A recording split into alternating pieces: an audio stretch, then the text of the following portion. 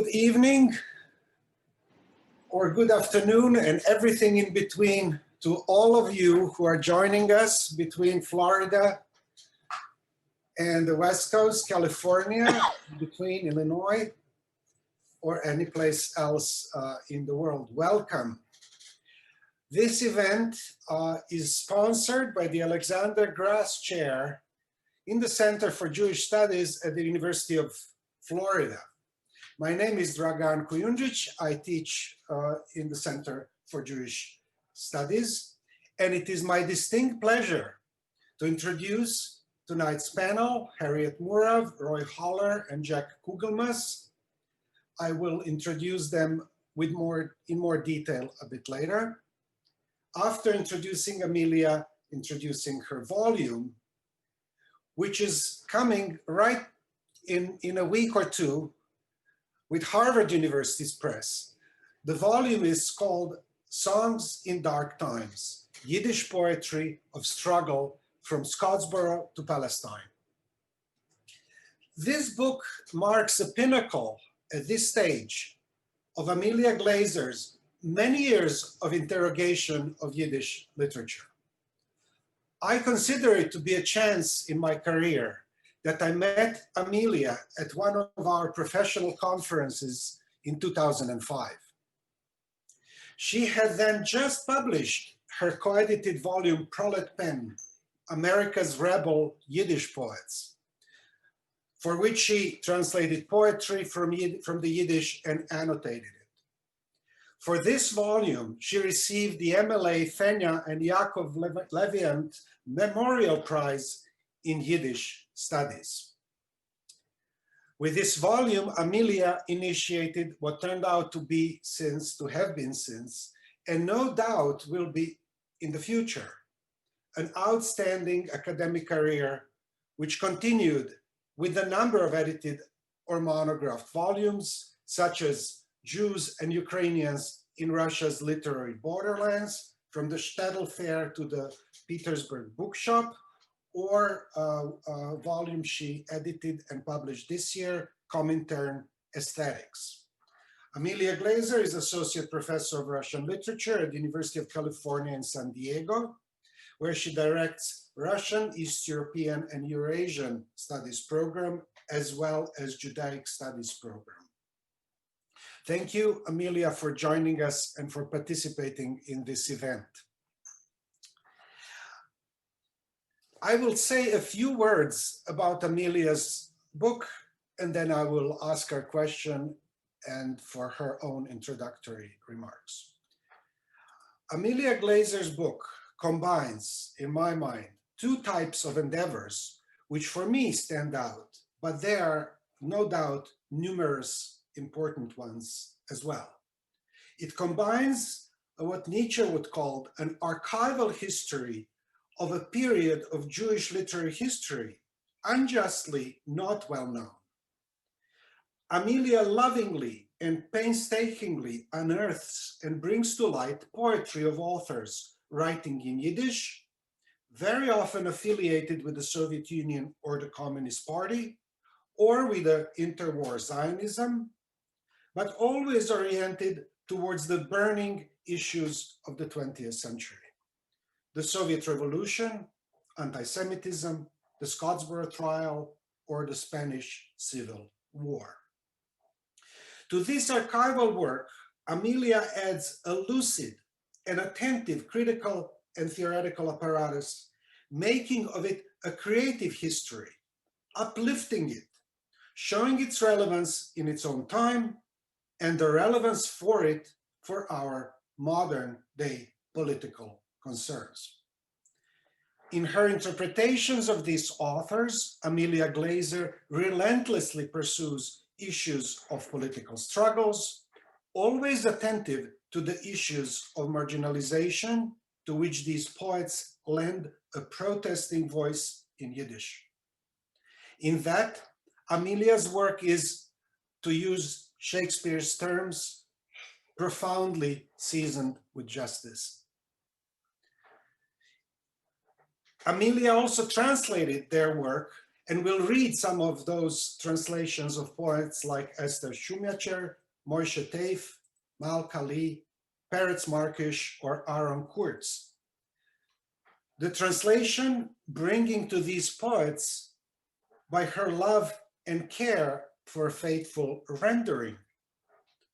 In Walter Benjamin's words on translation, bringing to them das Überleben and die Nachreife, an art afterlife and a late ripening. With this book and her work, crossing many boundaries in an interdisciplinary and international way. To cite her concluding sentence about Aaron Kurtz, Amelia Glaser maintained the faith that the suffering is not to be guarded within an isolated community. It is to be translated. With this, I welcome Amelia Glaser to Florida, to the cyberspace, and I will please ask you to introduce your volume and talk to us about the ways this has come about. Thank you so much, Drogon. That was an amazing introduction, and I'm still sort of reeling from it. And thank you for having me. It's really an honor to get to talk with a group of colleagues that I very much admire in areas across Jewish studies and Slavic literature. And the Zoom world is kind of strange, but one silver lining is that friends, mentors, colleagues have been able to join because of this platform. And it's really a pleasure to get to be here. This is the first event for the book, which will be out next month. I'm going to go ahead and share my screen because I will be sharing a few poems with you, and hopefully this will work without any glitches. That looks okay. All right. The Songs in Dark Times is a work above all of salvage literary history. I attempted in this book to introduce poems and poets that you don't know already, at least many poems that you don't know already. So I'm going to use the time allotted to me at the beginning of this evening to share some of these poems with you and some of the stories surrounding these poems. And then I'm really looking forward to engaging with colleagues. So I want to begin. I think we're not seeing, we're seeing your screen, not the presentation. I just better. Before, yeah. Thank you, for catching that. Let me try again. You want to see this? The PDF Florida talk. There you go. A green line. Thank you so much. I really appreciate that. That you didn't need to see my notes while I'm, speaking. Okay. Or maybe it would be useful to have subtitles. So I want to begin with an epilogue to the project. I'm going to begin with the very end. This is the last book that I include, the last poem that I include in the book. In 1963, the American Yiddish poet Aaron Kurtz dedicated this poem called Kaddish to the 4 Black schoolgirls who were killed in a 1963 Alabama church bombing. And here Kurtz mourns multiple tragedies simultaneously. I'll go ahead and read just this short excerpt because it's a very long poem, first in the English and then in the Yiddish, so that you get a bit of a taste of the Yiddish in your ear. Yiskadal v'yiskadash, face to face with Abe Lincoln, face to face with the Negro martyred people. A rabbi says Kaddish. I am not a Kaddish sayer, but today mamas the world over bitterly wept and mourned the 4 little Black girls. I responded to the rabbi's Kaddish, Amen. Yiskadal v'yiskadash ponem al ponem mit Abe Lincoln, ponem al ponem mit dem Negelschen Martiervolk, zog darauf Kaddish. Ich bin nicht kein Kaddish-Zogel. No die Mames über der Welt haben heint bitter geweint und beweint die 4 kleine schwarze Mädelach. Hab ich auf dem Rovs Kaddish geantwortet, Amen. In a period of social upheaval and interracial tensions in the United States, Kurtz was using the traditional Jewish mourners Kaddish to commemorate simultaneously the tragic loss of 4 Black American schoolgirls and the loss of Jewish lives in the Holocaust. He was creating a community of worshipers, and this community wasn't only Jewish, but multi-ethnic. And he was doing so in Yiddish, the Germanic language that most East European Jews had spoken before the Second World War, at the beginning of the 20th century. This was one of the last things that Kurtz wrote. He died the following year. In fact, by the time he wrote it, the community of secular Yiddish readers had been all but annihilated during World War II. And Kurtz had begun writing poems about social justice 4 decades earlier. And it's worth telling his colorful and somewhat enigmatic story as an introduction to his generation. He was born into a Lubavitcher Hasidic family in Vitebsk. This is the same city that Marc Chagall came from. He ran away from home as a teenager to join the circus. He was not a clown or a particularly talented dancer or acrobat, but he became a hairdresser. He traveled with the circus as a hairdresser for a few years. And at 20, he emigrated to the United States. He became a poet and he joined the nascent Communist Party of the US. He became, by many people's accounts, the leading American proletarian poet and arguably the most devout communist among American poets. He was the president of the Proletarian Yiddish Writers Organization, Proletpen, and yet even in his most internationalist poems, he drew from images of Jewish worship in order to make a case for redefining community, from one that was based in ethnicity and religion to one that was based in the workers of the world. So I'll share just one more example from an Aaron Kurtz poem, an earlier one from 1938. This poem was included in his Spanish Civil War book, No Pasaran, and the poem is called Khmelnytsky. In this poem, there's a Polish Jew named David who is descended from a Spanish Marrano.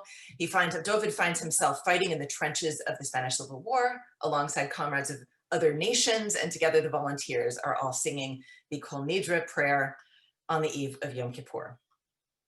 So I'll just read this little bit. And Pedro of Madrid and Johannes of Hamburg help sing the Spanish Jew's prayer sung by his grandson, David of Lemberg. Well, this poem is more programmatic than his later Kaddish, but what I find really striking is that Kurtz has recomposed the minyan, the community of Jewish worshipers, making it a community of internationalist and international worshipers. Well, my book, Songs in Dark Times, is about the leftist Yiddish writers of Kurtz's generation who cast their lots with a future liberating world revolution at a time of rising nationalist movements. It is a story of left-wing Yiddish poets who attempted to rewrite Jewish collective trauma into works about other ethnic minority groups in the long decade that I call the Age of Internationalism, roughly spanning between 1927 with the Sacco Vanzetti trial to the end of the Communist International in 1943. So in the late 1920s and 1930s, a large number of revolutionary East European-born Jewish poets, Yiddish language poets, were using poetry to reinvent the meaning of belonging. They were attempting to translate other group-specific and therefore utterly untranslatable pain. God Was Dead, poetry presented an art form that millions of working readers took seriously, and the new internationalist spirit of Soviet communism appealed to young Jewish writers who were eager to replace the traditions of their past with a multi-ethnic community. The leftist writers that are at the center of this story, for all of their complexities and all of their mistakes, and there were of course many, attempted to take responsibility for the struggles around the world against injustice, including racism, imperialism, and economic disenfranchisement.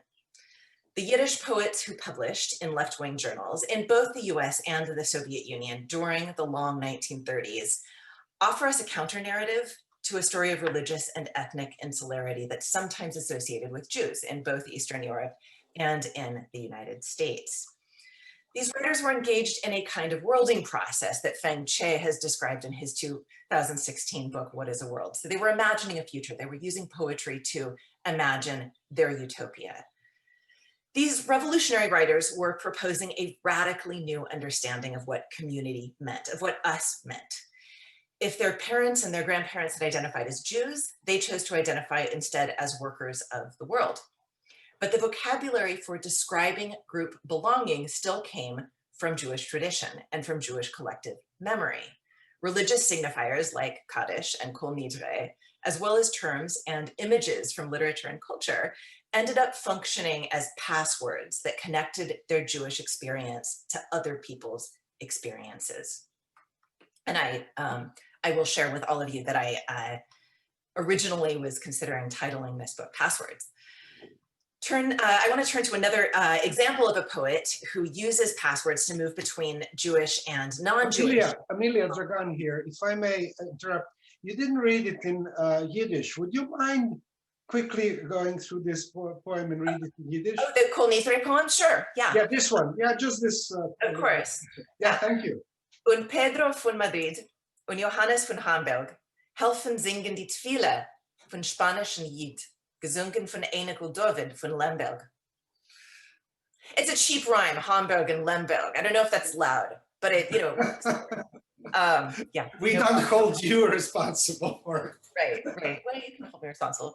Let's go to another poem. And this is a poem actually written by a slightly less programmatic poet, Berish Weinstein. He published A Negel starbt, A Negro dies, in the journal Yiddish Kultur in 1938, the same year that Aaron Kurtz published Kol Nidre about Spain.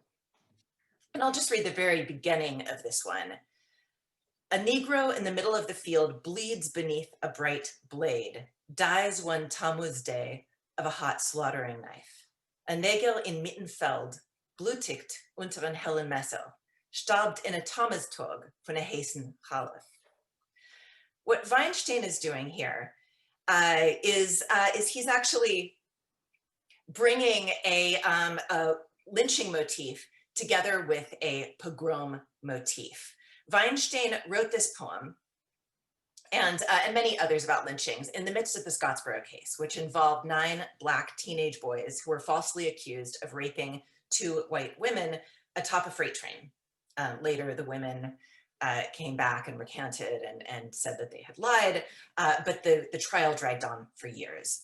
Racial injustice and the lynchings that threatened the defendants in this case loomed large in the American social consciousness. And in this poem, Tammuz, which is a month in the Jewish calendar, a month in the lunar calendar, falling usually between June and July, admits the African-American persona into Jewish time. So here, the password, Tammuz, is a cipher for an otherwise inaccessible experience. It is, as Derrida has written of Paul Celan shibboleths, the word that opens the possibility of mourning what has been lost without remainder. And here we have Weinstein, who's simultaneously mourning the lost Black lynching victim and the pogrom victims that this poem is reminiscent of. Tammuz is the month that's leading up to the 9th of Av, Tisha B'Av. This is a day of mourning commemorating the destruction of the temple. And Weinstein's reference to Tammuz suggests that his poem may actually be read as a Jewish lamentation, and that the lynching should be placed into a history of tragedies that are mourned on Tisha B'Av within a Jewish community. So Tammuz, like Kol Nidre in the Kurtz poem that I cited above, admits a marginalized non-Jew into Jewish discourse, and to some extent into a Jewish fold. Weinstein makes the connection between Jewish suffering and Black suffering even more explicit in a slightly earlier poem. I'll bring this up for you, titled Lynching. And I'll go ahead and read these lines for you as well. Negro, the fate of destruction has befallen not only you. Many, many die like you. Such a death is now in fashion, and so still dying, they now die everywhere. In Wedding, in Leopoldstadt, and in Carolina. Negel, niet auf dir bloß ist gefallen, der Geul von Verlendung, a sach starben so wie du. A sa toit is itzt a modesa. A so noch starben heint umetum, in Wedding, in der Leopoldstadt, and in Carolina. So here he makes this connection very explicit between the pogroms that were going on in Europe, that were increasing in Europe in the 1930s with the rise of Nazism, and the lynchings that were taking place in the United States. So whereas some poems like Weinstein's focused on identifying with the victim, other poets identified with perpetrators, or at least with what Bruce Robbins has called the beneficiaries of white racism. And one example would be Malka Lee's A Nigel Offen Subway. And I want to talk a little bit about this poem. Malka Lee published this poem towards the beginning of the Scottsboro trial in 1933. She published it first in the Freiheit, which was the daily Yiddish communist newspaper. And the title, Nigel auf dem Subway, transliterates the most marked English racist epithet into Yiddish. The unmarked term at the time would have been Negel, which is the term that Weinstein was using. She actually changed the title to the unmarked term when she published the poem in her collected works. But in this poem, we have a Black man performing before other passengers on a train car, and he's performing his pain about a lynching that has taken place somewhere in the South. Well, I've only shown you the ending here, but I'll go ahead and read it. Now I hear his young cry on the wind, my brother's body is swinging from a pine. He raises his fist and waves it wild. He sees the murderer's portrait in every white. Ich höre Wind, sein kinderschen Ruf.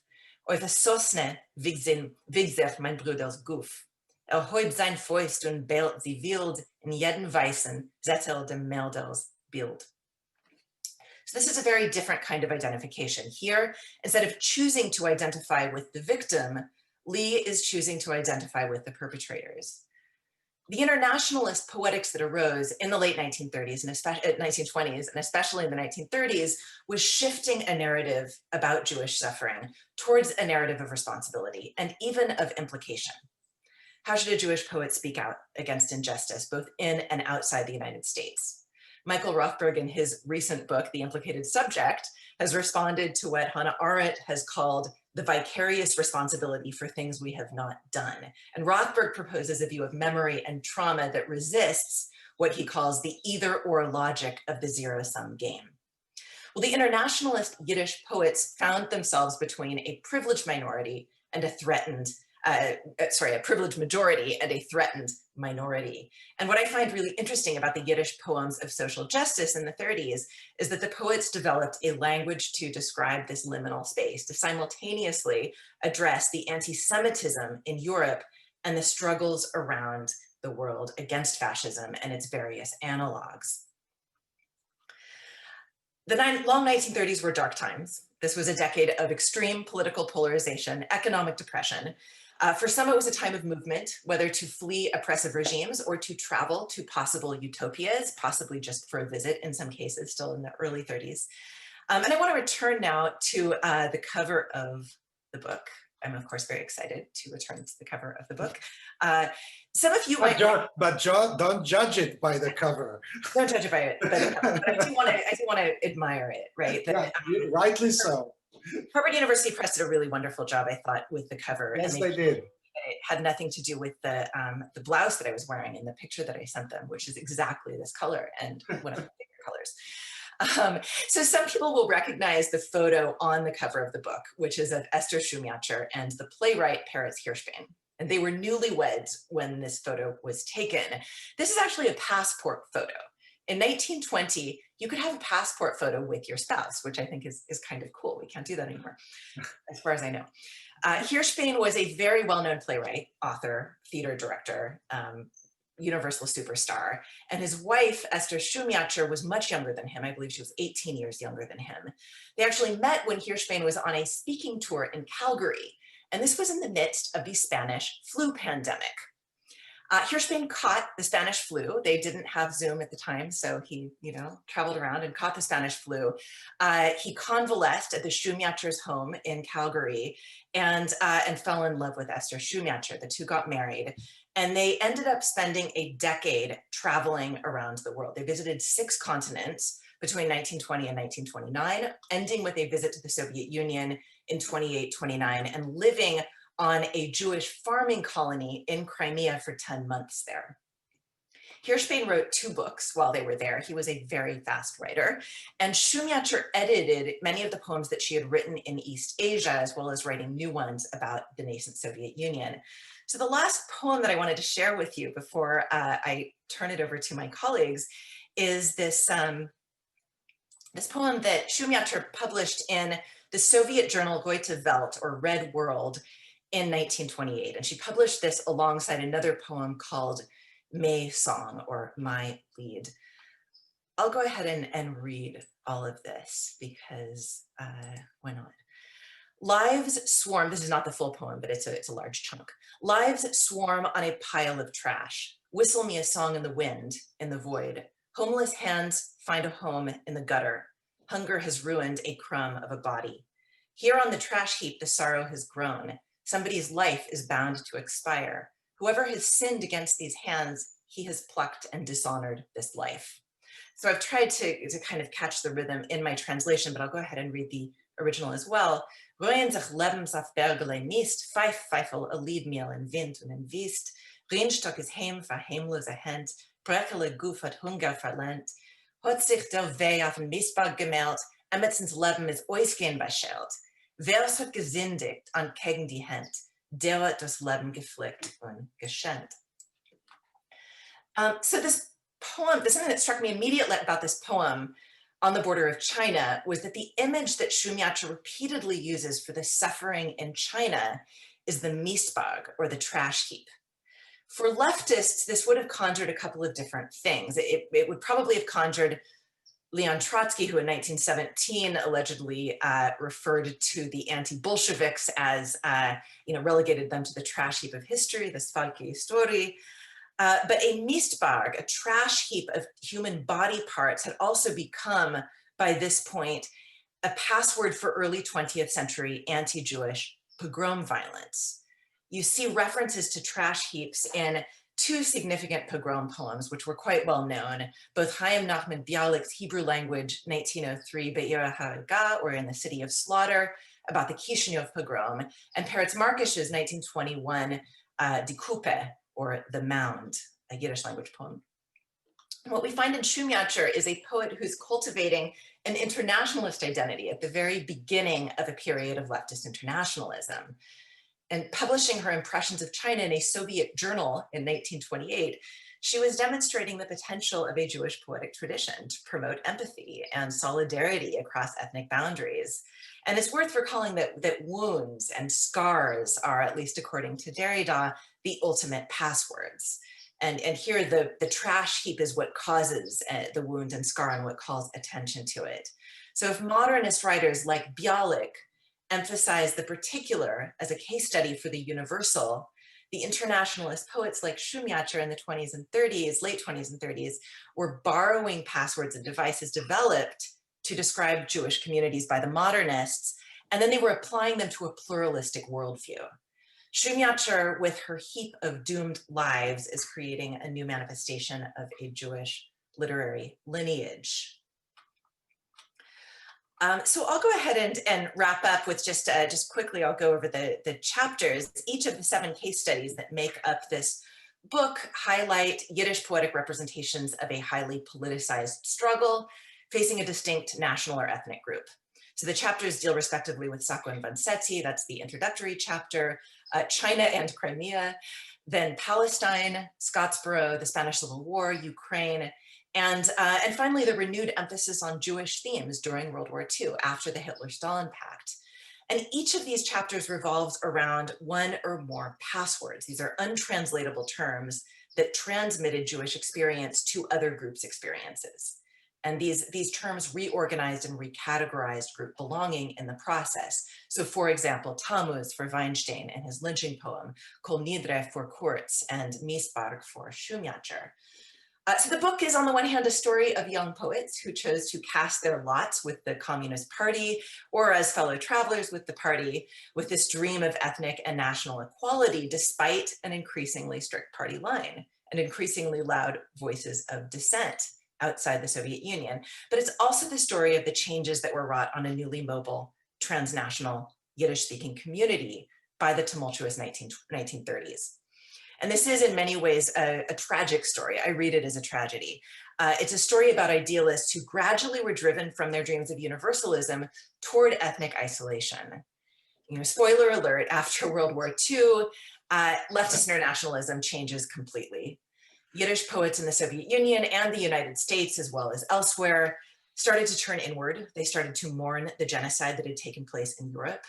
And this included the most fervent proponents of proletarian internationalism on both sides of the Iron Curtain. The revelations of Stalin's atrocities, the encroachment of the Cold War into American and Soviet lives, and the tragic death of most of the world's Yiddish speakers rendered this messianic excitement from the 1930s absolutely unsustainable. In post-war Yiddish poetry, Jewish suffering featured far more prominently than it had in this age of internationalism, although there were still poets who continued to write about other marginalized groups, particularly those who lived to see the civil rights era. So Kurtz, who had written passionately against Zionism in 1929 and for the Spanish Republic in 1938, was one of the few American Yiddish poets to remain with the party well after World War II. And I don't want to whitewash Kurtz. He wrote a happy birthday poem to Stalin in 1949. But he too changed as a poet during the years of the Holocaust. More frequently, he started to write about specifically Jewish loss. When he wrote about the American Civil Rights Movement in the 1960s with his Kaddish, which I read for you earlier, this is 3 decades, of course, after Scottsboro and the rise of fascism, Kurtz is imagining a multi-ethnic community that's united by Jewish prayer and practice. So I'm going to go ahead and stop there, and I'm really looking forward to engaging with my colleagues more about this. I'll stop sharing my screen as well. Thank you very much, Amelia, for this very thoughtful and extensive introduction to your book. I will now turn towards the panel and introduce them as I call upon them to comment and respond to your work and open the discussion. I am particularly pleased that Harriet Murav agreed to join us, my colleague with whom I share the passage through California as graduate students. She in the north, I in the south, a number of years back. And then with employment in the UC system before we both ventured towards the greener pastures. And many encounters throughout the years, which I remember with the greatest of pleasure. I could also think of few colleagues who are more competent and published in what is our topic today to join us. Harriet Murav is Catherine and Bruce Bastian Professor of Global Studies in the College of Liberal Arts and Sciences at the University of Illinois at Urbana-Champaign. She's the author of landmark volumes such as Music from a Speeding Train, Jewish Literature in Post-Revolution Russia, for which she got several awards for outstanding academic titles, and the Edsel Book Prize finalist title of 2013. Identity Theft, The Jew in Imperial Russia and the Case of Avram Uri Kovner, which came out with Stanford in 2003. And this is only among her other works. And the day is not far that we will have a conference on her works, if I have any say, at the University of Florida about Harriet's work. And her last book in 2019, so a recent one, David Bergelson's Strange New World, which is published with Indiana University Press. So with this, I turn the floor to Harriet and urge you to ask and comment on Amelia's work. Just you are not sounding yourself. The okay. Zoom syndrome. Unmute. Yeah. Mute. Okay, so I just want to thank you, Dragan, for inviting me. It's a great pleasure to be with you all, to see you, Jack, again, and you, Amelia, to meet you, Roy. There are many names amongst the participants whom I recognize. I'm proud to say I have the book. I actually have the book. It's a lovely book. It's just the right way. Amelia doesn't. It's the hand well. Well done, beautiful cover. And I want to thank you, Amelia, for making poetry matter. I, in my own work, keep swinging back and forth between violence and beauty. And you've kind of put the two together in this amazing way. And I'd like to just share with you what I said about Amelia's book on the book jacket, because it says what I think about this book the best. It says this is a very welcome intervention in Jewish studies, comparative literature, and literary study generally. This volume impresses and delights with its close reading, sensitivity to the nuances of language, careful analysis, breadth of vision, and unmistakably internationalist sensibility, so important in the nationalism of our world beyond the academy and the oddly mimetic nationalism of national literary departments in the academy. Amelia takes us across oceans, continents, and nations, including the US, China, Ukraine, Spain, and other places, the Middle East, creating a vast landscape that shows Jewish poets alive to the pain of others. Alive to the pain of others is something that is so absent in our time, and I dare say it's absent among prominent cross sections of the Jewish community as well. So I have, dry cautious, 3 questions. One is about poetry, one is about politics, and one is about theory. So should I give all my questions at once? Is that what you would like? Maybe go with one, engage in Okay. discussion, and then we will take another turns. And then to the audience, Okay. I'm receiving Q&A. And at the end of our discussion with the panel, I will open it up for a few questions should they arrive. And I already have some questions, which I hope. Okay. So I'm going to try then to smush together 2 questions. And if it's unclear, it's my fault. And just say, no, unclear. And I'll ask it in a different way. Okay. So you quote me quoting Peretz Markish, who in his book-long poem about World War II, Milchama, asks somewhere, speaking about a Soviet prisoner tortured by Germans and a Jew dying in a death camp, Peretz Markish says, what is the difference between pain and pain? What is the difference between pain and pain? So it's kind of a, does our time show us the importance of articulating the difference between pain and pain, of making different pain audible in different language, and very specifying it, emphatically specifying it, and also sort of jumping off this, what is the difference between pain and the translatability within the limits of passwords, the shibboleths of untranslatability.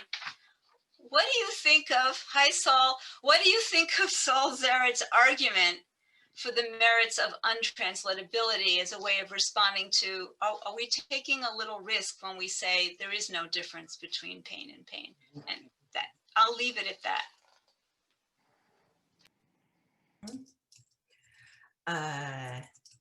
Yeah. Thank you. So should I go ahead and respond, or are we waiting? Please do. It's so first of all, I just have to thank you, Harriet, if I may.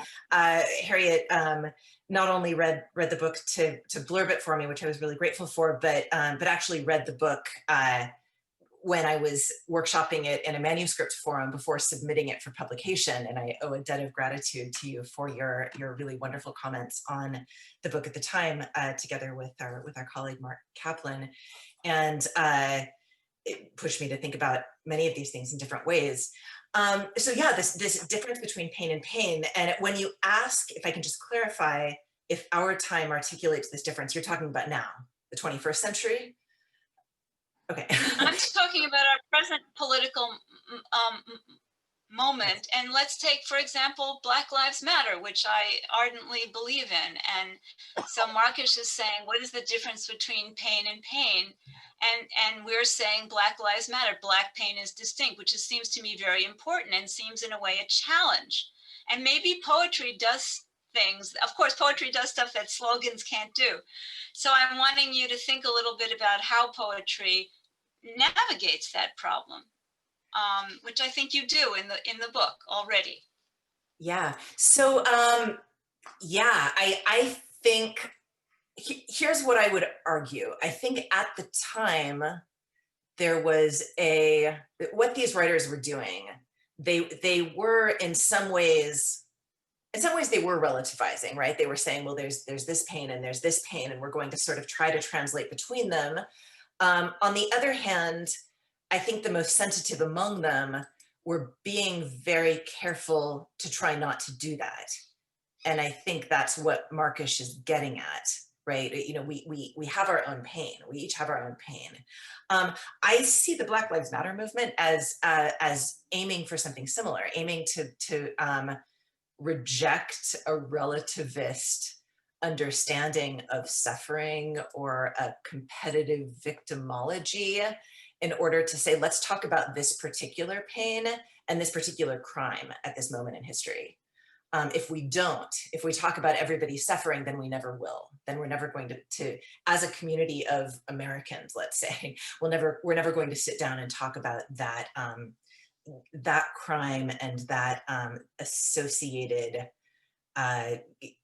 implication, if you want to call it that, or perhaps you could talk about benefits, right? The benefits that non-Black Americans have received because of a past crime.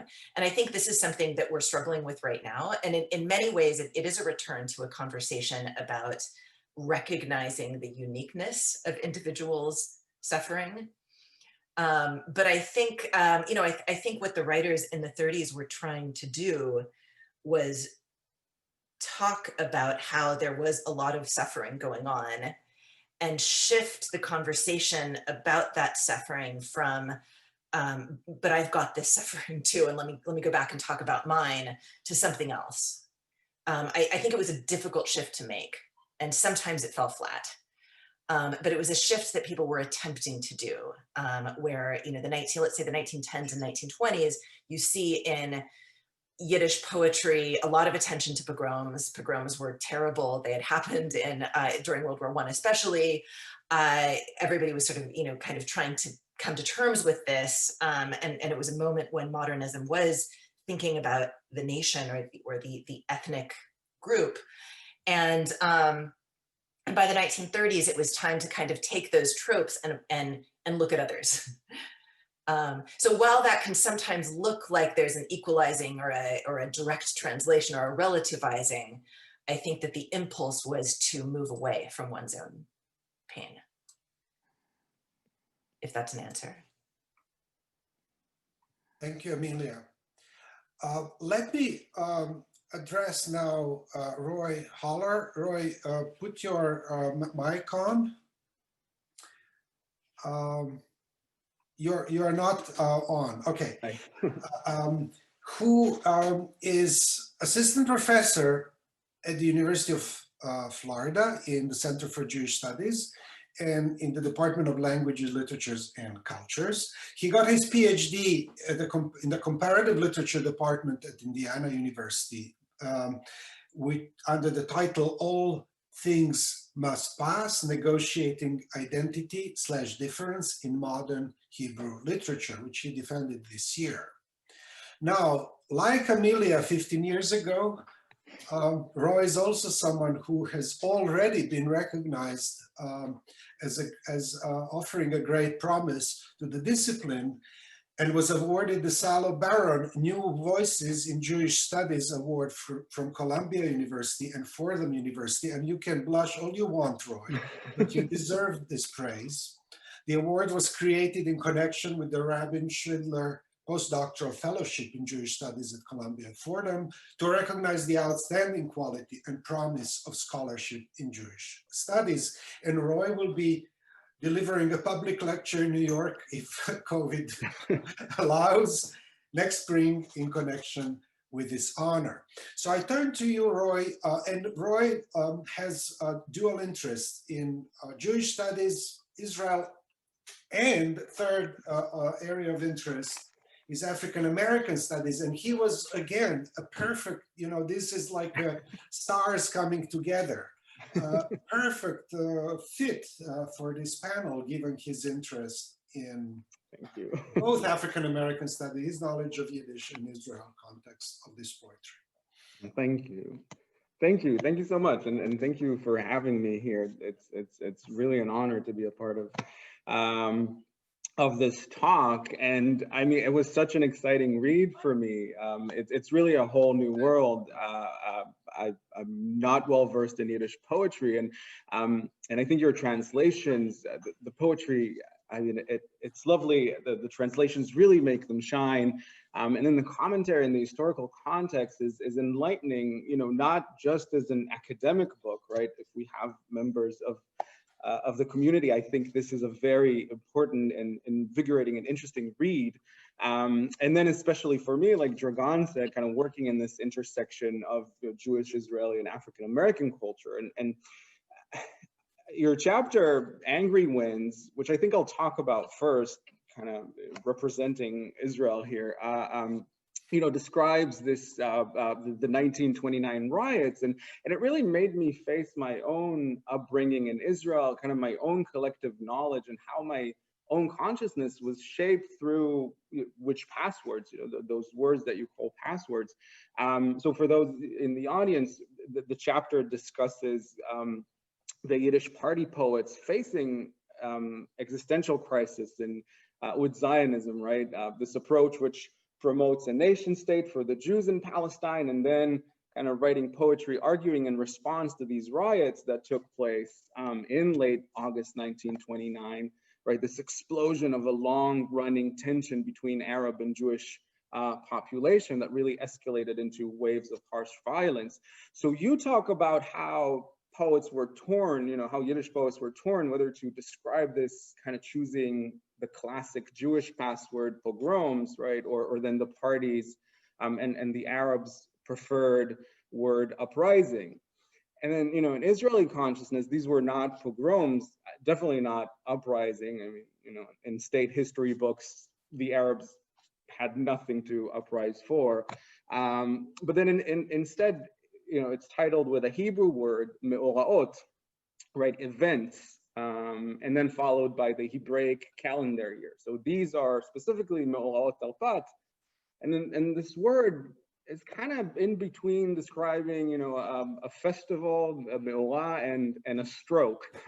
So something that you kind of go into and hopefully come out of. And then these events are kind of grouped together. So this is another kind of gateway to describe, you know, these riots, these events, which for a long time in Israel meant kind of just another blip in a long road to Jewish redemption, which is why your intervention is so important, kind of shedding this new, you know, this new light on an event that was kind of brushed off on the pages of history. I think my question to you, and I know you're talking about internationalism, maybe I'm perhaps pushing in the wrong direction here, but these times were not only crucial to poets who take sides with the Yeshuv or the party, but also in Palestine within Zionism, between kind of the new and the old Yeshuv, right? So we're not talking about Jews anymore, but, you know, this new race, new Hebrews who believed that pogroms were kind of a thing of the past, right? Belonging to the weak Jewish diaspora, right? Uri Tzvi Greenberg kind of comes in, and you mentioned him plenty, saying that, talking about Jerusalem, saying holy city, a Jewish soldier, he says, prays with a gun, with a rifle for your well-being. So, you know, so these poets who write from the margin already, you know, margins of their Jewishness and communism, right, and party affiliation, are now kind of further marginalized from within, right, and their identity is sort of complicated by this idea of a Jewish nation state. So, is there any way we see this poetry, you know, as a groundwork for in-house examination, and not just and not really a commenting on what's going on in the Middle East? I remember Hannah Kronfeld said that, you know, Yiddish is a language without a land, right? That Yiddish literature kind of involves the construction of collective identity and cannot be reduced to those models of the nation state and nationalism and colonialism, right? But here we see Yiddish poets who are kind of adhering to pre-made standards, and then seeing the base kind of falling apart. So, you know, how literally should we take their perception of the climate in Palestine and how much of it was sort of an act of self-reevaluation, kind of their own negotiation of identity in this changing global reality. Okay.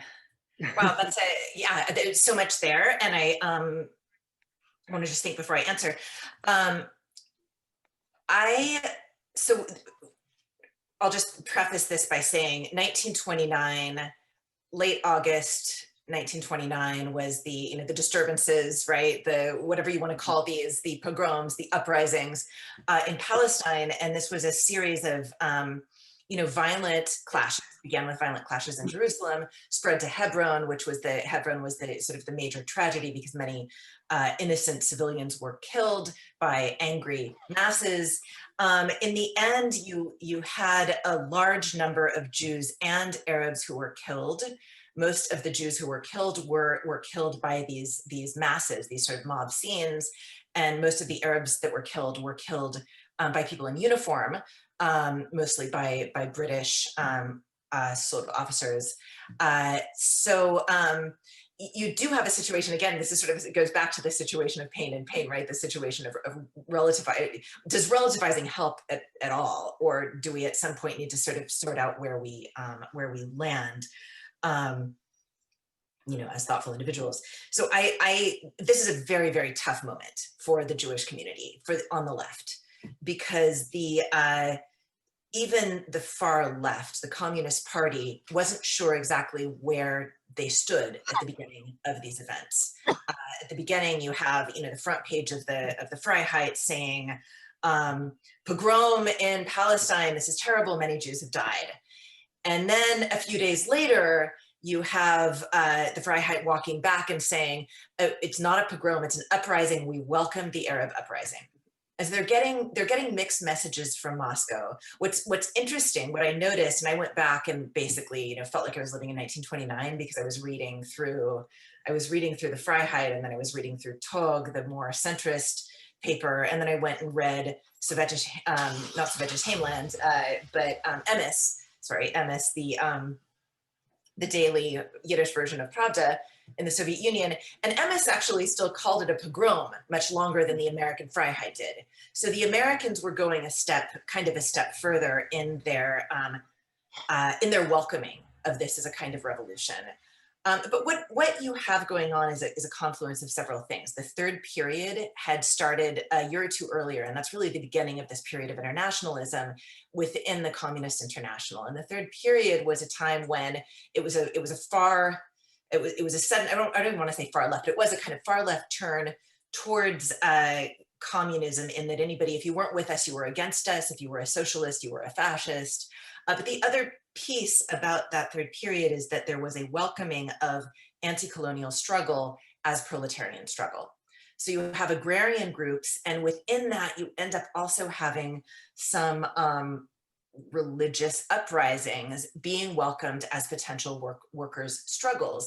And this was strategic, and it was partly a corrective to the debacle that had taken place in Shanghai in 1927, where the Soviet Union had basically come down on the wrong side of things, and they wanted to correct themselves and welcome the right revolutions. So we're always going to welcome the revolution.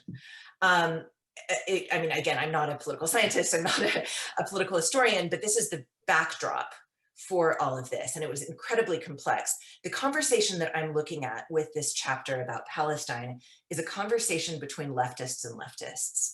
The far left, the left that chose to continue to identify with Moscow over these riots, they chose the term uprising. And the leftists that became anti-Stalinist leftists, at least briefly, chose to identify with the term pogrom. And they were not living in Palestine. They were living in, the writers that I'm talking about were living in either the Soviet Union or the United States at the time. And they were developing, they were writing these poems and going very, very far, taking their conversation very far. And it's an important moment because it was one of these watersheds that determined whether you were going to remain with the party, at least for the time being. There was a little bit of a reconciliation during the Popular Front period, but this lasted for a few years. And in some ways, it's still going on. I think it was an inevitable struggle between the two sides, but I do think that we're really talking about a struggle about where Jews fell in their willingness to implicate other Jews. Okay. And those who identified with the party were very willing to implicate other Jews because they had firmly severed themselves from any kind of Jewish sense of allegiance. Mm-hmm. Those for whom that was a bridge too far, that was where they stopped. So people like Hay Leivik, who had been identifying with the party and would again identify with the party later, wasn't willing to go that far. And he was absolutely isolated. There were these tragic rifts in friendships over this affair. I don't know if I answered that well enough, but hopefully sort of answered your question. And I'm sorry for too long. And thank you, Roy. Let's go on to introduce the last but not least. Yeah, go ahead, Amelia. Go ahead, before I forget. In my nervousness about time, I totally forgot to acknowledge or answer Harriet's question about Saul, who's in the audience and who's written a really, really wonderful book about American Jewish literature and, you know, sort of the major languages and the minor languages. And I haven't had a chance to read it yet because it's still forthcoming, but I think my instinct is that these projects speak to each other in really important ways. That I'm not talking about in this book. I'm not talking about a language of the majority. I'm talking about a language that was a language of passwords in and of itself. But I'm really excited to sort of be in more conversation with Saul as our books emerge simultaneously. So a little shout out, everybody should buy that book. Thank you, Amelia, and thank you, Roy. And last not least, my colleague, Jack Cooglemas, who like Roy also has a stellar career ahead of him. But he's all, yeah, you can also blush all you want. But he is also a Melton legislative professor at the University of Florida. And for 15 years, he has been a director of Jewish studies, leading us through numerous memorable conferences, events, building the program over the years to its success, and leading also up to and appointment of Roy Holler, most recently, before he stepped and handed it over to Norman Goda. He's also author of numerous articles on Jewish American humor, Jews, sports, and citizenship, and or editor of milestone volumes like Key Texts in American Jewish Culture, which came with Rutgers University Press. But what makes his participation here particularly valuable, and it's another kind of star in the constellation of this event, which coincides in a very fortunate way, is that his latest work is directly related to our panel in that he's concerned with the Yiddish travel books over a 50-year period between the First World War until the 60s, so practically coinciding with the bracket, with the epoch that Amelia is concerned with, except here these are Yiddish travelogue books, and this is his latest book, which he's been working on. So with that, Jack, I welcome you and urge you to put to use your immense competence in this regard and lead the questions further. Well, thank you, Dragoni. Thank you for organizing this panel. Can you all hear me? Yes, yes, you're on.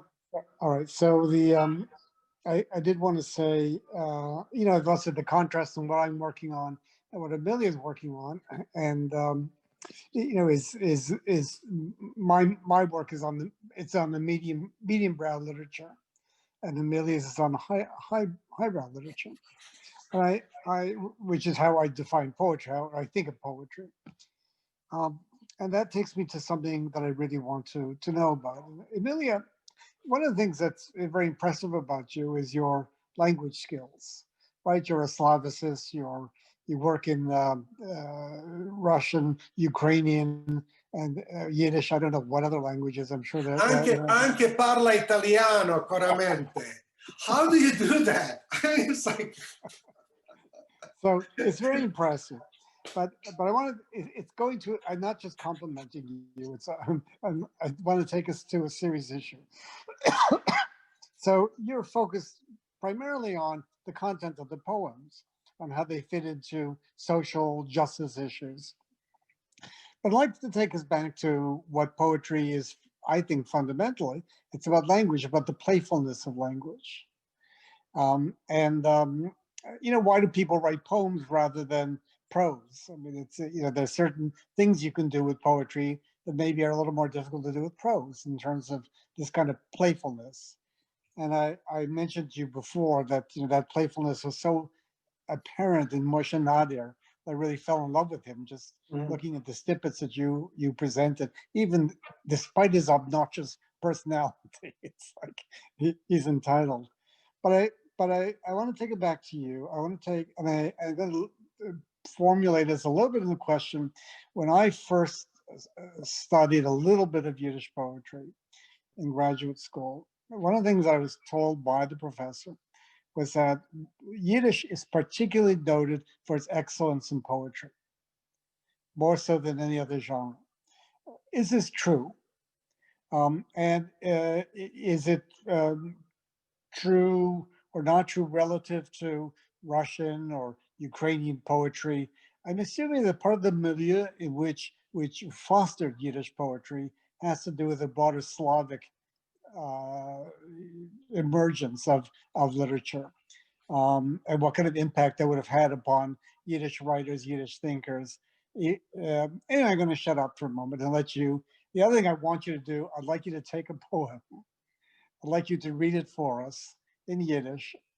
You can translate if you want, but then I want you to talk to us a little bit about the poetics of that poem, why that poem works for you, and why we should read poetry. Because I don't read poetry, and I'd like you to convince me that I should be reading poetry. The Moshe Nadir snippet and the Hey Leivik did actually do that for me, but I'd like you to do it for me too. So it's a long question. But.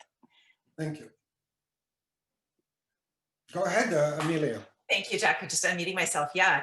A couple of different responses to those questions. First of all, Yiddish literature, interestingly enough, didn't really come into fruition through poetry. You have the classic Yiddish writers of the 19th century were prose writers, and then you get poetry in the modernist phase, and there's this explosion of experiments with poetry, in the 1910s and 1920s especially, and then you have this thing that happened in the 1930s, which is that you have all these leftists who are starting to do, to create their versions of this. And I'm not sure why that happens. I would love to know why that happened. I'm sure it's partly an influence of Eastern Europe. I think it was partly the venues where people were publishing.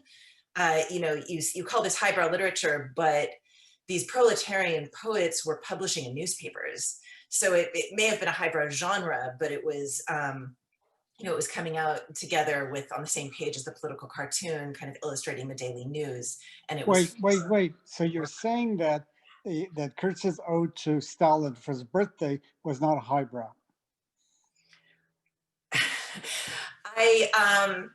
That's it. It was a high mustache. It was highbrow in the sort of Stalin. Yeah, in the sense of Brezhnev. Stalin had highbrows. Stalin also had highbrow. Yeah. Stalin had highbrows. Did he say Mazel Tov, Stalin? Of course, it was directed straight up. Well, exactly right. So this is newspaper poetry, but it is poetry. So it's, I appreciate the distinction. So why did this happen? Why poetry? I think it did have to do a little bit with the journals, with the venues, that it was a time when you have all of these people who are kind of starting journals and different kinds of readers and different kinds of experiments. And it was a moment in Eastern Europe, especially for playing with poetry. We have good prose then too, so it's not, it's not limited. The other question, you were asking about languages and playing with language. Yeah, one thing that I wish that I'd done more in this book is talking more about the play, the joke, and I talk about it a bit, but you have one of the things about a password is that it stands out. And so many of the sort of the Jewish passwords that make their way into these poems are Hebrew in origin. And so they fit into a poem. The rhyme is kind of fun to squeeze in. It's an unexpected term in a poem that's largely secular and therefore has maybe a lower volume of Hebraic words. But you also have passwords from other languages that are entering these other cultures through these passwords. So for example, in the Spanish Civil War, I mean, the number of poets that are playing with Spanish terms, often wrong, but using them is very fun. I mean, you have Peretz Markish writing about Spain and, you know, the Torredor. I mean, they're playing with rhyme with these words, and it allows them to stretch Yiddish by bringing in an unexpected language. Mm-hmm. Same thing in the poems about African Americans. You have English words that are coming in. And one of the chapters deals with translation of Ukrainian into Yiddish. So you have in that, you know, this, you know, translation is kind of all play. And so Hofstein is just playing with turning these Shevchenko poems from, you know, Ukrainian classic utterances into something equivalent in Yiddish. And he's able to preserve certain amounts of folksiness by just bringing things in. So that, you know, the example that I love from that selection is the word, sorry, lanish rakapole. There's this term for the kind of broad-skirted fields, broad-brimmed fields that Shevchenko writes about in his Testament. And David Hofstein, the Soviet Yiddish poet, translates that breit polodike lonkes, which I love. I mean, he's kind of playing with the broad-skirted or broad-brimmed fields, but the pola has a double meaning, that it's both you know, coming from the brim and from the field. So he's finding equivalents in Yiddish, and he's really having fun with it. And you can see that he's not just tossing these off, he's really playing. So I think that the play is part of what makes the poetry aesthetic. Yeah. As for the, you know, the kind of multilingualism of this sort of comparative project, it's the downside is that I always feel like I'm not immersed in any one of them quite enough. So there are so many people that have had to help me go back and double check things and make sure that I've gotten it all. Mm-hmm. I'm pleased to know that you needed help. Could you give us a poem, read it for us, and demonstrate the playfulness? Maybe, okay, go ahead. Or maybe we could consider this line that you analyzed already, kind of a Vorspeise of that analysis, and to continue with the discussion and questions, and maybe leave it for a little bit later. Would that be okay? That's fine. Yeah, that's fine. I'm actually flipping through. I've got my uncorrected proofs up on the desktop, so I can. Yeah, unlike Harriet, who has the book. It hasn't arrived yet. Yeah. Some are more equal than others. Takes longer to get here. May I, in this line of questions, ask what I prepared for you, Amelia, and then when you find a poem you would like to comment on, we can go on and satisfy Jack's and ours interest in hearing you practically kind of analyzing it for us. Mm-hmm. So I have a question for you, if I may, a comment and a question. So another aspect of Amelia's work I find compelling is her masterful engagement with Jacques Derrida's notion of the shibboleth, a poetic project which passes under the watchword of a password, in Derrida associated with the work of Paul Celan, but here by Amelia extended to an entire tradition. Seeking in these words, and I quote from Derrida's book, Shibboleth pour Paul Celan, watchwords and passwords against oppression, exclusion, fascism, and racism, to quote from Derrida's Shibboleth. So, Amelia, could you please elaborate on the way in which some of these poets lent, sometimes in secret or openly, their support to these struggles, dispossessing themselves selflessly of their words and sometimes their lives. I have in mind, for example, their affinity with the causes of the Spanish Civil War, or the identification with the plight of the Scottsboro Nine. The password here engaged is the no pasaran of resistance, but also of not letting American racism pass. And at the same time, with these words, these poets protecting and letting go free those who are caught in its racist grips. So please tell us about this kind of aspect, this political engagement of these shibboleths, which substitute one claim, one yearning for freedom for another. Yeah. Yeah, wow, that's really wonderful. And so to go back to the Derrida, right? Because you opened with Derrida and writing about Ceylon, which is it's an essay that I really love. It's one of my favorite Derrida essays. Derrida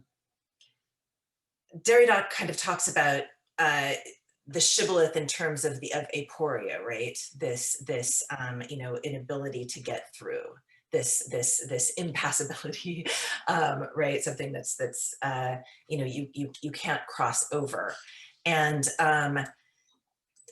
that's always there. And so what, of course, you know, what of course Paul Ceylon does when he brings up all of these, you know, in the poem, the Derrida cites by Paul Ceylon, which I don't have, well, I guess I do have it in front of me, but I don't have it directly in front of me, is also about, it brings together all of these left-wing passwords from the 20th century, and, you know, no pasaran and so forth, the aurora and all of these different things. And Derrida reads this as eventually it's kind of taking us back to an original wound. So ultimately, these passwords get us through places that we can't otherwise get through, the unbridgeable boundaries. And those boundaries are unbridgeable, in part getting back to what Harriet's saying, right? We can't ever completely translate our own experiences. If we're going to be honest with ourselves, we have to recognize the distinction of another person's pain. We can't bridge that. And yet we have to keep trying. we have to somehow get through anyway. And so the multiple references to these terms that might get us in is actually a reference to some sort of original pain or original belonging. Yeah, but for which we are mourning, right? This poetry is a mournful poetry, because also at the moment when these poets are writing in Yiddish, they're giving up, in a sense, their Yiddishkeit, right? They are leaving behind their Jewish identity in their quest for international kind of communism, right? So it's also a kind of mournful predisposition, and therefore the aporia, therefore this kind of impassable passage that you have to kind of pass with the loss, with the gain, with the loss at the same time, right? Yeah, I mean, you want to pass through to the other to understand the other, but then of course, if you're fighting in the Spanish Civil War, the whole point of no pasaran is not letting them get in, right? Not letting them pass, not letting them get into to Madrid. Of course, but that's with every password, with every shibboleth. It leads to life and it leads to death. On the one hand, it can be used in both ways. It can be used to protect and it can be used to save. And in that regard, if you don't mind me, I'll use my privilege of a convener and make a little comic relief interruption with the film, with the 1 minute of a film, which exactly concerns the question of passing others, giving a password, giving a shibboleth, and passing the other in the name precisely of a shared pain, of a shared wound and struggle, which goes straight out of your book. And I would say that this, what you are going to see, illustrates in the best possible way. This is a comic relief, but in the best possible way illustrates this kind of overlaying of, let's say, Jewish quest for justice with the Scottsboro Nine and racism in the 30s, or Black Lives Matter for that matter, today. So I will show you all a clip and share the screen from The Blazing Saddles by Mel Brooks. Jack will be particularly pleased to see this. I know he loves Mel Brooks, so I will see. It's a 1.5 minute. No, I love this particular scene. Yeah, I know you do. So I will share a screen, and you will tell me if you're seeing it. Are you seeing it?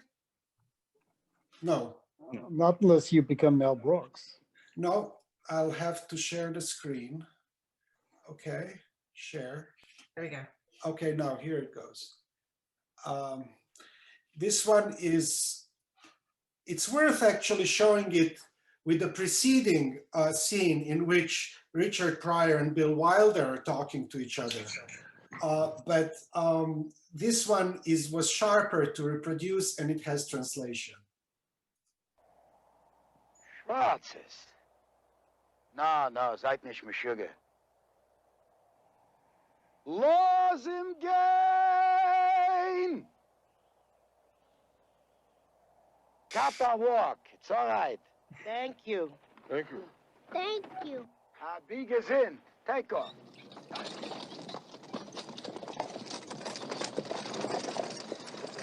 Hast du gesehen in deiner Leben? They darker than us. Woof!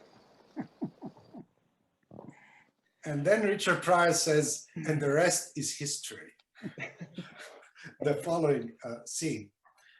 So would you comment, not necessarily on Mel Brooks, but how this, in my mind, echoes with all of these overlaying of letting the other pass, right? Let Leusen gehen, which is, Losung is also a password in German, but also invokes a certain solidarity in genocide, because, as you know, Erlösung is also the final solution. So this Leusen, let them go, and it's of course let my people go. There are all sorts of, it is brilliant. This is the most brilliant 2 minutes in American comedy.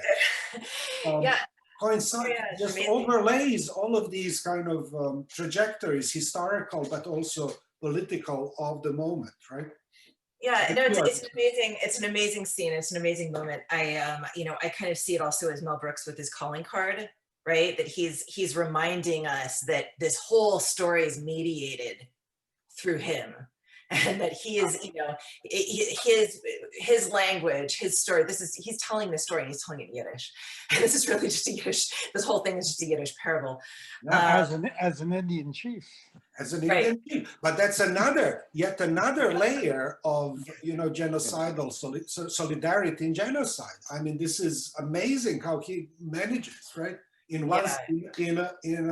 one, and preceding this is this caravan, and then repeatedly twice it is said, oh, this was going to the west. So this is a quest to the west. This is a narrative of Western frontier as a white conquest, and then they're attacked by the Indians, right? And they meant business. And then the convoy makes one circle, and the black coach makes one little circle, which reminds me of Tevye, right? There's a larger circle, and then there's a smaller circle. Yeah, the whole thing's a Yiddish story, totally. I mean, he's, and this unlikeliness that you would have a wagon train with a black family.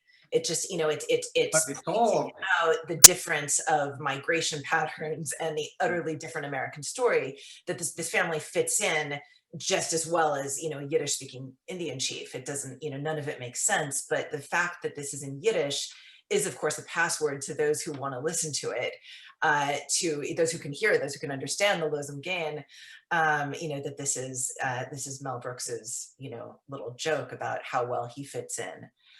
It's an incredible scene. I think the story that these poets tell us, and the reason that I wrote this book, and the reason that I wanted to tell the story of these Yiddish writers that are writing about others, is that it's a story about the impossibility of really translating at some level. That you can try.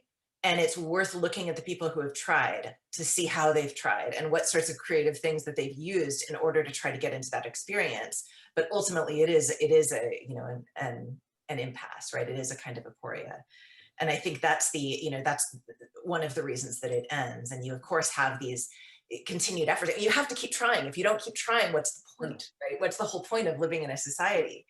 Well, can I think what sort of troubles me, you know, reading these poems and thinking about, right, the connection we have between African Americans and Jewish American, and perhaps the whole tragedy of these poems is that, yeah, like you say, they're untranslatable. I mean, we can have this magnificent scene of let them go on the silver screen, but then in reality, and that question kind of popped up in the Q&A. I don't want to ruin it, but there was never, you know, a connection in the real world, and it feels like even on the contrary, right? I remember James Baldwin saying, you know, speaking about comparing pain, that he says the African American doesn't want to hear from the Jew about suffering, and he mostly associated it with the fact that, you know, the African Americans know the Jew through being their landlords and their pawnbrokers and their butchers who give them sort of the bad piece of meat. So I don't know how do these poets felt about you know, really failing the social class, seeing American Jews kind of settle in the comfort of white middle class and choosing a bourgeois life instead of, you know, this connection that should have been created between the two cultures. But you're making the case of the untranslatability of some of this, of the experience in the poetry. Well, I thought the poems you gave were examples of the translatability. Look at the Leibig poem, The Sanitarium. How would that be non-translatable? That was, I thought, absolutely brilliant translation of the experience of loss. And yet it's a poem about, and let me find that poem. I had it up to a different poem, but we'll see it. And yet it's a poem about a neighbor's loss and not one's own. Mm-hmm. I'm not saying that the poem's untranslatable, though we can always translate. We have to translate, even though we can never translate, but we can always translate. But it's a poem about never fully being able to get inside. And I can read that if you want to go back to that. We can go back. Yes, please do. Yeah. So read this in is Yiddish first, then in English. In Yiddish first, okay. Yeah, please. The reason I usually read it in English first is that I want to make the Yiddish more understandable to people who may not be Yiddish speakers as they're listening to it. But I'm happy to do direction. But I'll read it in Yiddish first this time. So this is a poem that Leibig wrote in a sanatorium in Denver. He suffered from tuberculosis, and he was writing about a neighbor dying. Derweile bis wannen was wenn mein Schochen ist schon in Stiebel und ich schreib noch halt mit mein Pen Gram Stiebel, Faribel, mit Ibel, beginnen, die Welt ist verschneit, die Welt ist in Winter verkrochen. Mich schreckt nicht mein eigener Tod, nur die ledige Bett von mein Schochen. So I'll read that in English. And before we can think, this is the very end of this poem about a neighbor dying, before we can think what and when, my neighbor is in that room, and I'm still writing with my pen, rhyming room, gloom, doom. Dawn, the world snowed in, the world is winter's labor. I'm not afraid of my death, but of the empty bed of my neighbor. And this is a poem, this translation is not my own, this is the Harshov's, very wonderful translation. It's the fear of the unknown and the fear of somebody else's loss, somebody else's absence. What does that even mean? So I think it is about a poem about this unbridgeability, never really fully being able to get inside of that other person, but maybe also not ever fully able to get into our own pain until we've scrutinized the pain of the neighbor as well. So we can only, all we can do is gaze across. Sorry, Harry. I think the untranslatability topos is a moral and ethical boundary, forcing us to recognize our failure in recognizing the other's pain. And once we say, oh yeah, I get it, that's clear to me what you're suffering from, then we have put ourselves above the other person. We have understood in our language, and everyone who writes about pain writes about its untranslatability. So I think that's important. And I also want to say, I didn't like that clip. I was horrified by that clip. And I think it's trades in, you know, blackface. And it's kind of horrifying, and not, I don't see it as the universe. Yeah, that's, I just have to register that. I was kind of shocked by that. And not finding it funny, but finding poetry lovely. Poetry can do things that notice that none of the poets you quote, Amelia, attempt to speak in Chinese Yiddish or Black Yiddish. I mean, they don't mimic. They speak in their own language, addressing another, aware of the limitations of their utterances. The film, I think, just drives right over that boundary with a big truck. And that's the difference between poetry and popular culture. And that's why I'm thanking Amelia again for bringing us this wonderful book about poetry.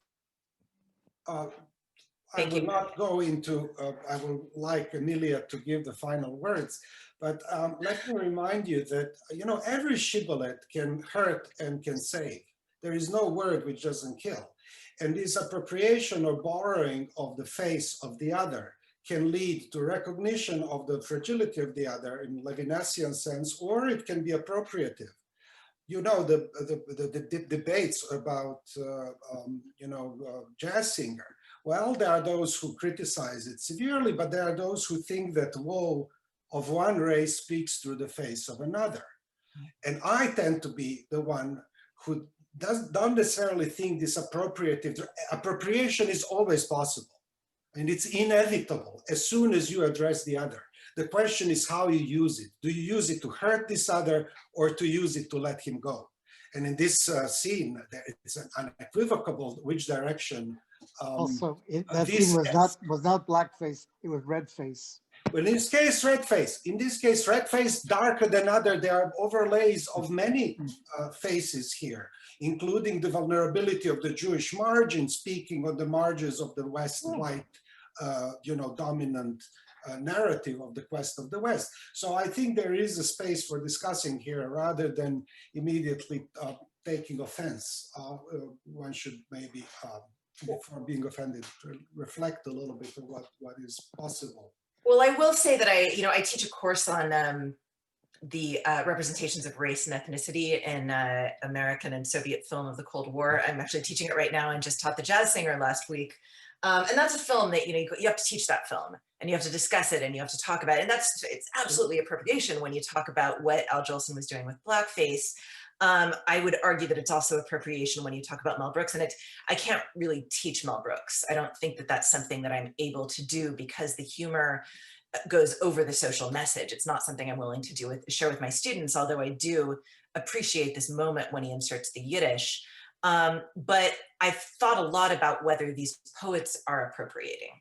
And although some of them are arguably gaining something from writing about these others that are in, you know, the imagination at the time, I think there's something else going on. And I think one of the key differences, and this comes up in one of the questions in the Q&A, is that they weren't writing for African Americans. They were writing for other Jews. These poems were not translated at the time. Nobody's translated. You know, there are a few of them here and there that have been picked up. They're all exceptions that prove the rule. You do have relationships between some Yiddish writers and some Black writers. You have, you know, Langston Hughes was, you know, involved in a couple of publication projects. You know, one in 1925, a sort of trilingual journal that came out, one issue. But these were poems for a Jewish community in order to talk about what it meant to be Jewish in this modern period. And, you know, what it meant to even be, you know, whether it was the United States or the Soviet Union, to not be the only minority, to be recognizing these other groups. And we've talked more about the US than about the Soviet cases here, but one really important difference that I've noticed between the two places is that when you're in the Soviet Union, the Yiddish writers who are writing about other groups, in many ways, those are kind of Trojan horses for writing about themselves in a place where you couldn't really write about Jews. So instead, you would write about this other group. There's, this indigenization moment, and if you want to write about Jews, go and find a Ukrainian and write about the Ukrainian suffering, and then your readers will understand. In the U.S., there was no problem to write about Jews, and so choosing to write about another group, another ethnic group, another religious group, was a choice to to try to bring that conversation about social justice into the Jewish sphere. So hopefully it's and again, it's a salvage project. It's a project that introduces some new voices to our discussion of the Jewish canon. I'm hoping that people read it for that reason and take these writers seriously. So thank you for allowing me to. Thank you very much, Amelia. Thank you, Harriet Murav, Jack Cooglemas, Roy Holler. Thank you all for participating in the cyberspace. This was. Thank you for organizing it, Dragan. You're welcome. It was a pleasure just listening to all of this. We will continue a little bit with another invitation to Zoom on your email waiting for you.